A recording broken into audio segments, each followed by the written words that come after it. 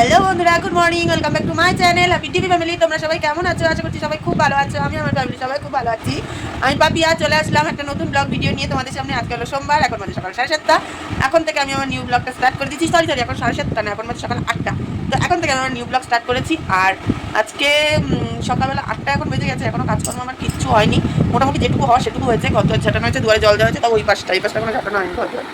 আর আজকে ওয়েদারটা দেখো, একদম পুরো মেঘলা ওয়েদার। ক্যামেরায় হয়তো অতটা বোঝা যাচ্ছে না, কিন্তু আজকে পুরো মেঘলা অন্ধকার করে রয়েছে। কিন্তু গরম এক ফোঁটাও কমেনি। আর গরম না কমার কারণে আমরা বসে বসে, এই যে দুজন মিলে বসে বসে কী করছি, গল্প করছি। এই সেই গল্প করছি, করতে করতে কখন 4টা বেজে গেছে। গরমে কাজকর্ম করতে আর একদম ভালো লাগছে না। ঘুম থেকে সকালবেলা চোখটা খুলে উঠছি আর গরম শুরু হয়ে যাচ্ছে। যে সকালবেলা যে একটু ঠান্ডা হয়ে যায় সেরকম কিছুই নেই। প্রচুর গরম। তো যাই হোক, চলো বন্ধুরা টুক করে কাজে হাত দেওয়া যাক। আমি তখন দিয়ে বলছি যে কাজে হাত দিই, আমার মেয়ে বলছি কি, ওমা আর একটু বসো, তাই না? বসো না। আর আমার মেয়ে ন্যাড়া করে নিচ্ছি না বন্ধুরা। আমার মেয়ে বলছে তোমার ডাক্তার বেশ ভালোই হাওয়া লাগছে, তুমি ভালোই একটা কাজ করেছো কিন্তু, তাই? হ্যাঁ, শোনা। আজকে সকালবেলাতে এমন একটা খবর বাড়িতে এলো যে খবরটা পেয়ে বাড়ির সবারই মন খারাপ হয়ে গেছে। এই খবরটা পেয়ে এখন সবাই বলতে সবাই না, আমি আর বদ্দি যাব। তো কোথায় যাব আর কি খবর পেয়ে বা বাড়ির সবার মন খারাপ হয়ে গেছে, সেটা তোমাদের সাথে তো নিশ্চয়ই শেয়ার করব। তার জন্য তোমাদের ভিডিওটা পুরোটা দেখতে হবে। তো চলো তোমাদের একটু একটু করে বলতে থাকি যে কেনই বা বাড়ির সবার মন খারাপ হয়ে গেল। আমার যে ভাগনা, তো আমার ভাগনা বলতে আমার ননদের ছেলে, তো সে একটা ভুল কাজ করে বসেছে। আর সেই ভুল কাজের ফলে সে আজকে হসপিটালে ভর্তি আছে। তো সেই কারণে আমি আর বদ্দি, মানে আমার বড় যা, যাবো দেখতে ওকে হসপিটালে। তো সেই কারণে ঝটপট করে সবাই মিলে মানে আমি আর বদ্দি কাজ করে নিচ্ছি। আমার কিছু কিছু কাজ বদ্দি করে দিচ্ছে, আর বদ্দির কিছু কিছু কাজ তাড়াতাড়ি। এদিককারে ঘর বাড়ি মোছা কমপ্লিট হলো। এই যে মেয়েকে এখানে একা একা দুধ দিয়ে দিচ্ছি, একা একা বসে বসে দুধ খাচ্ছে। তার মানে এদিকটা মোছা টোছা বাকি আছে, জামা কাপড় কাচা বাকি আছে। এদিকটা তাড়াতাড়ি করে মোছা নেওয়ার একটাই কারণ, মেয়েটাকে এদিকে মুছে দুধটা খেতে দিয়ে দিলাম, কারণ ওর তো আবার খেতে বসলে 1 ঘন্টার নিচে না। তাড়াতাড়ি খা, তাড়াতাড়ি না। তো ওই কারণে ওকে দিয়ে দিলাম। এবার ও ধীরে সুস্থ বসে বসে খাক, আর আমি এদিকে আস্তে আস্তে ধীরে সুস্থ কাজ করি। দুধটা খাবি সব, হ্যাঁ? আমি কাজ করতে গেলাম, ঠিক আছে? কর্ম করে বন্ধুরা বসে দিচ্ছি পাখার নিচে, যে পাখা খাবো। এদিকে দেখো আমার মেয়ে চলে এসেছে। এত ঠান্ডা লেগেছে বলছি, ভালো লাগে না। আজকে কী রান্না করবো? কী রান্না করবো না আজকে? শাক বলে শাক করবো। কালকে পরশুদিন বাবা মাছের যে শাক এনেছিল, শাক বলেছিল। যতটুকু ডিম নিয়ে আসবো, যতটুকু ডিম নিয়ে আসে ডিমের ঝোল করবো। আর কালকে বাবা তরকারি এনেছে কাঁচকলা, পটল, আরও কী কী এনেছে ফ্রিজে দেখতে হবে। চলো বন্ধুরা রান্নার দিকে জন্যই বসে থাকলে হবে না, 10টা বেজে গেছে। ঘড়ির কাটা না ঘোড়া দৌড়াচ্ছে। বন্ধুরা কি সুন্দর পুকুরের জলটা, কি সুন্দর লাগছে, পুরো কাচের মতো। পুকুরটা পরিষ্কার হয়েছে। মানে আগে হেঁটে যাচ্ছিস কেন? তো সেই কারণে তাড়াতাড়ি করে গ্যাসে রান্নাটাও বসিয়ে দিয়েছি। তা আমি আজকে রান্না করব, ডিম নিয়ে আসছি দোকান থেকে, ডিম দিয়ে ঝোল করব আলু দিয়ে। আর তার সাথে করব হচ্ছে গিয়ে পটলের ঝাল। কালকে বড়মশাই বাজার থেকে নিয়ে এসেছিলো, সবজি বাজার, পটল, উচ্ছে, কাঁচকলা। তো তার মাঝখান দিয়ে ভাবলাম যে পটলের ঝালটাই করা যাক, খুব তাড়াতাড়ি আর এক মশলায়ও হয়ে যাবে। কোথাও যেতে গেলে বন্ধুরা দেখবা ভীষণ একটা তাড়া থাকে, আর যতক্ষণ না বাড়ির থেকে বেরোনো যায় ততক্ষণ যেন সেই তাড়াহুড়ো মনটা যায় না। আমার তো এটা আমার সাথে খুব হয় যে যেখানে যাব যতক্ষণ না আমি টাইমে বেরোতে পারছি ততক্ষণ যেন আমার একটা ভিতর থেকে স্বস্তি আসে না, অস্বস্তি হয়। আমাদের ছেলে যেহেতু অসুস্থ, হসপিটালে ভর্তি, খবর এসছে, তার জন্য আমি আর বদ্দি যাবো দেখতে। আর এখানে মেয়েকে বলছি যে তুই বাড়িতে থাকিস দাদুর কাছে, আমি আর বর্মা যাবো, দেখে চলে আসবো হসপিটালে। তুমি সেটা বলছো, সেটা ভুল বলছো, আমার নিয়ে দাও। হসপিটালে বাচ্চাদের যেতে দেই, আমি যাবো। তুমি সেটা বলছো, সেটা ভুল বলছো, আমি সেটা বলছি, আমি সেটা ঠিক বলছি। যেতে নেই মা, তুমি শোনো, ঋত্বিক দাদার শরীর খারাপ তো, দাদাকে একটু হাসপাতালে তো আছে। ওই জন্য তো একটু দেখতে যাবো। আমি আর মামা দেখেই বাড়ি চলে আসবো না সন্ধ্যার মধ্যে।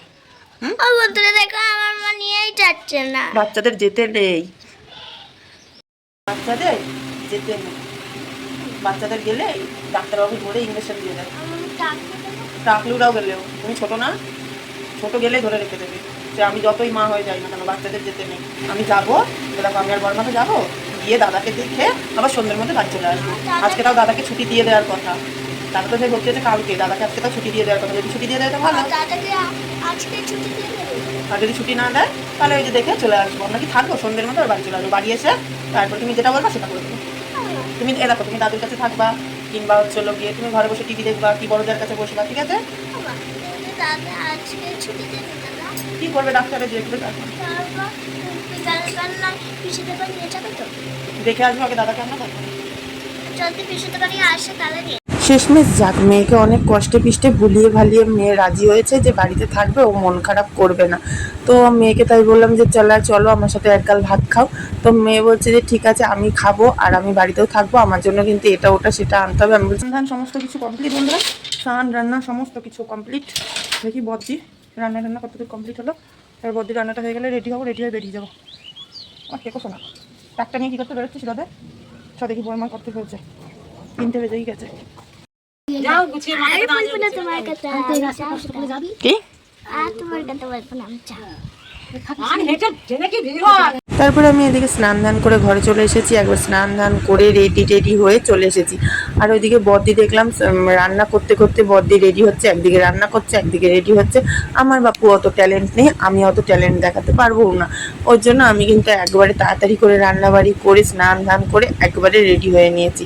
আমার স্নান ধান করার পরে আমার কোনো কাজ করতে মন চায় না, সেটা আমি কোথাও যাই বা না যাই। আমার স্নান ধান করে মনে হয় নিজের মতন নিজে ওইটুকু টাইম একটু দেওয়ার চেষ্টা করি, যে একটু বসে থাকি বা শুয়ে থাকি, যাই করি না কেন স্নান ধান করার পরে আমার অন্তত 1-2 ঘন্টা কোনো কাজ করতে ভালোই লাগে না, একদমই না।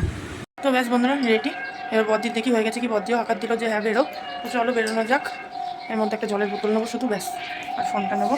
আর মেয়েকে অনেক কষ্ট করে মানিয়ে গুছিয়ে রেখেছি বাড়িতে, তবু মেয়ের মন খারাপ, মেয়ে থাক কী করবে জানি না।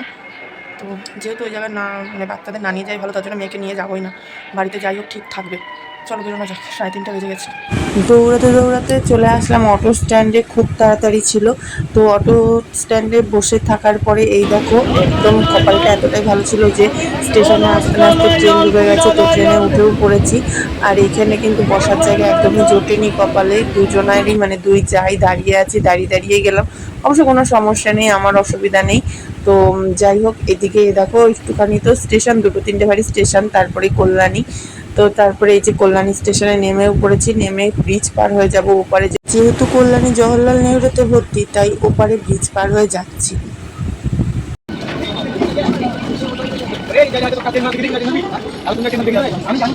তারপরে এই দেখো টোটোর থেকে নেমেও পড়েছি আর হসপিটালের সামনে চলেও এসেছি।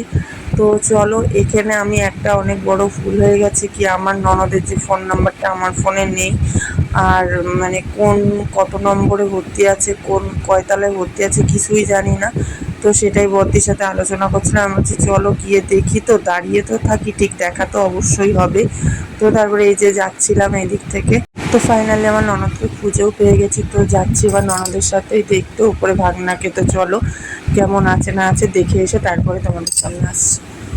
তো চাকদায় নেমেও পড়েছি। চাকদায় নেমে মেয়ের যেহেতু প্রচণ্ড মন খারাপ, তো ভাবলাম মেয়ের জন্য একটুখানি চিকেন চাও নিয়ে যাই।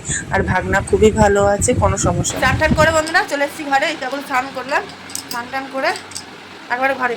সেই যে চাউমিন নিয়েছি মেয়ের জন্য, চাউমিন নিয়ে তাড়াতাড়ি করে অটো স্ট্যান্ডে এসেছি, দেখছি অটো পেয়ে গেছি। আর আমাদের এই গ্রামের অন্ধকার ঘুটঘুটে রাস্তা, আস্তে আস্তে কী বা দেখাবো, ওই অন্ধকার ঘুটঘুটে রাস্তা কিছুই দেখতে পাবো না, শুধু অন্ধকার ছাড়া আর কিছুই দেখতে পাবো না। ওর জন্য আর ক্যামেরা অন করিনি। আর বাড়ি আসলাম, বাড়ি এসে নিয়ে তারপরে একেবারে চলো গিয়ে একেবারে স্নান করে নিয়ে ঘরে ঢুকে পড়েছি।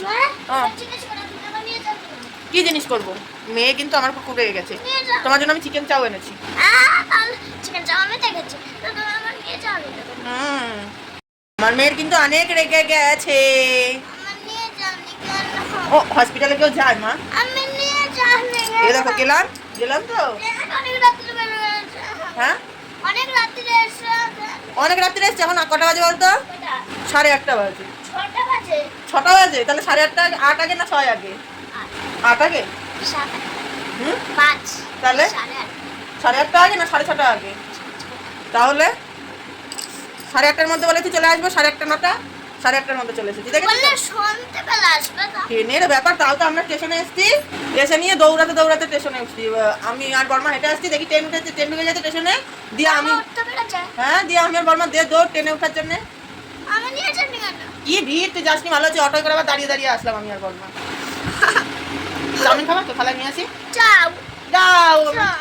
সোনা যাও। পাখি অনেক রেগে গেছে আমার সোনা পাখিটা, একটু রাগটা কমিয়ে নি, দাঁড়াও। একেবারে মেয়েকে আমার ফ্রুটি যেগুলো যেগুলো ভালোবাসে তো সেগুলোই নিয়ে এসেছি। চিকেন চাও, ফ্রুটি, আমার মেয়ের এগুলো খুব প্রিয় খাবার। তো যাই হোক, এদিকে মনটা এতটা খাবারগুলো আনতে পেরেছি এই একটাই কারণে, কেননা মনটা ভালো আছে তাই।